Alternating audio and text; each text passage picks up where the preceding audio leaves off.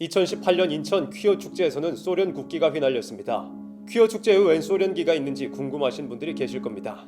공산권 국가들은 동성애를 용납하지 않는데 어떻게 이 둘이 함께 있을 수 있느냐 하는 의문이 생기는 것이 당연합니다. 동성애 정치 투쟁을 벌이는 콜린 윌슨과 노라 칼린이라는 사람들의 주장을 살펴보게 되면 이 의문이 쉽게 풀립니다. 이들은 동성애자 억압에 맞서는 투쟁은 자본주의 사회를 철폐하고 자본주의가 왜곡한 성과 성 역할을 바로잡는 투쟁이다. 여기서 핵심은 노동계급이 주도하는 사회주의 혁명을 통해서만 이런 변화를 이룰 수 있다라고 말했습니다. 요약하면 동성애 투쟁이 공산주의 투쟁의 중요한 수단이라는 것입니다. 러시아, 중국, 북한 등 공산주의, 사회주의를 표방하는 국가들은 내부적으로 동성애를 용납하지 않습니다. 이유는 혁명 정신에 방해가 된다는 것인데 이걸 반대로 생각하면 공산주의자들은 동성애라는 것이 어느 체제에서든 상당한 악영향을 끼친다는 사실을 알고서 이 자유체제를 무너뜨리기 위해 동성애를 수단으로서 이용한다는 것을 알 수 있습니다. 2017년 대구 퀴어 행사에서는 사드 반대 피켓이, 2019년 서울 퀴어 행사에서는 이석기 석방 피켓이 등장했습니다. 북계가 원하는 것과 정확히 일치합니다. 2012년 한 동성애자 단체의 운영위원장은 마르크스주의를 추종하는 노동자연대에 자본주의 가족제도에 의문을 제기하라라는 글을 기고했습니다. 비렐름 라이가 주장했던 성혁명의 내용 그대로입니다. 라이는 먼저 잘못된 성윤리와 성도덕으로 가정을 해체시키면 교회와 자유체제를 무너뜨리고 공산주의 사회를 이룰 수 있다는 이론을 주장한 공산주의자입니다. 동성애와 젠더 이론, 페미니즘 등을 주장하는 사람들은 전통적인 가족 구조를 무너뜨리려는 공통적인 목표를 가지고 있습니다. 가정을 무너뜨려야 반공의 진지인 교회가 무너지기 때문입니다. 막스주의자였던 테오도어 아도르노라는 사람도 같은 말을 했습니다. 부모, 자녀 간의 애착, 가족에 대한 자부심, 그리스도교, 전통적인 성 역할과 성에 대한 태도, 애굽식 등은 미국 전통 문화의 병리 현상이다. 우리나라에서는 2005년 호주제가 폐지되었고 2015년 간통죄 폐지, 2019년 낙태죄 폐지 판결이 나오면서 상식적인 가족 구조와 성윤리가 하나하나 해체되고 있습니다. 얼마 전 열린 인천 퀴어 축제에서는 성소수자 단체와 여성 단체뿐만 아니라 민변, 민주노총, 전교조, 군인권센터, 정의당, 더불어민주당, 민중당, 녹색당 등이 함께 모였습니다. 이들은 모두 차별금지법 제정이라는 공통된 목표를 가지고 있습니다.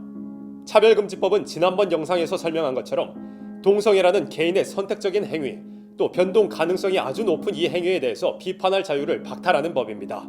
저는 사실은 이 차별금지법 논쟁도 우리가 동성성행위에 대해서 자유롭게 찬반을 할 수 있는 이 자유, 이거를 없애버리면 동성애 지지자들의 전체주의가 됩니다. 동성애 지지자들의 독재가 되는 것이에요. 사실은 이 차별금지법은 이것이 제정된 유럽과 미국의 사례들은 반대 행위를 했다는 이유로 차별로 봅니다. 유럽에서는 차별금지법 혹은 그와 비슷한 맥락의 동성애 옹호 정책으로 인해서 동성애는 죄다라고 외치는 기독교가 심각하게 위축되었습니다. 아니나 다를까 동성애 옹호 정책을 펼치는 국가들이 인천 퀴어 축제에 공식적으로 참여했습니다.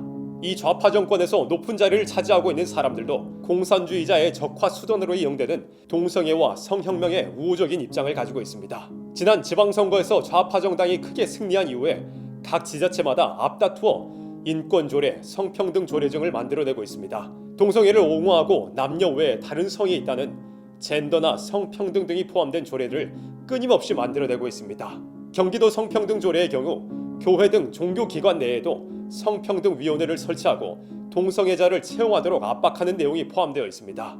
결국 이와 같은 법안이나 조례 등은 교회를 압박하는 용도로 사용될 가능성이 아주 높습니다. 가장 심각한 문제는 일부 기독교 세력이 동성애를 옹호하며 공산주의자들의 이 성혁명에 힘을 실어준다는 것입니다. 이들 중 지식이 없어서 그러는 사람들도 있을 것이고 특정한 목적을 가지고 고의적으로 움직이는 사람들도 있을 것입니다. 퀴어 행사에 찬양이나 축복이라는 명목으로 기독교 집단이 참여했고 지난 영상에서 소개했던 NCCK는 차별금지법 제정연대에 참여하고 있으며 기윤실이나 새물결 플러스 같은 단체들은 젠더 문제와 페미니즘 문제 등에 힘을 쏟고 있으며 청어람 같은 단체도 차별금지법을 옹호하면서 평화나무와 뉴스엔조이 같은 세력들은 반동성애 운동을 방해하고 있습니다. 이 같은 기독교 표방 세력들은 요한계시록에 등장하는 청황색 말과 같습니다. 청황색 말은 푸른색을 띠는 것 같이 보여서 살려주는 듯 하지만 실제로 그 말을 타게 되면 사망에 이르게 되는 말입니다. 청황색 말은 특히 종교적인 색채를 가지고 등장하는 거짓 선지자들을 지칭하는 것입니다. 이들은 평소 교회의 윤리 문제에 대해서 강력하게 비판하다가 정작 동성애라는 최대의 윤리적 문제에 대해서는 우호적 입장을 취하는 이중적이고 모순적인 태도를 보이고 있습니다. 건전하다고 생각되던 대형 교회에서도 동성애가 선천적이다, 또 동성애의 전세는 기울어졌다라는 말이 나온 데다가 공산주의자 신영복을 존경한다는 발언까지 재조명되었습니다. 이런 일들을 통해서 볼 때 교회들이 공산주의자들의 성혁명 전술에 무너지거나 또 이용되고 있다는 사실을 볼 수 있습니다.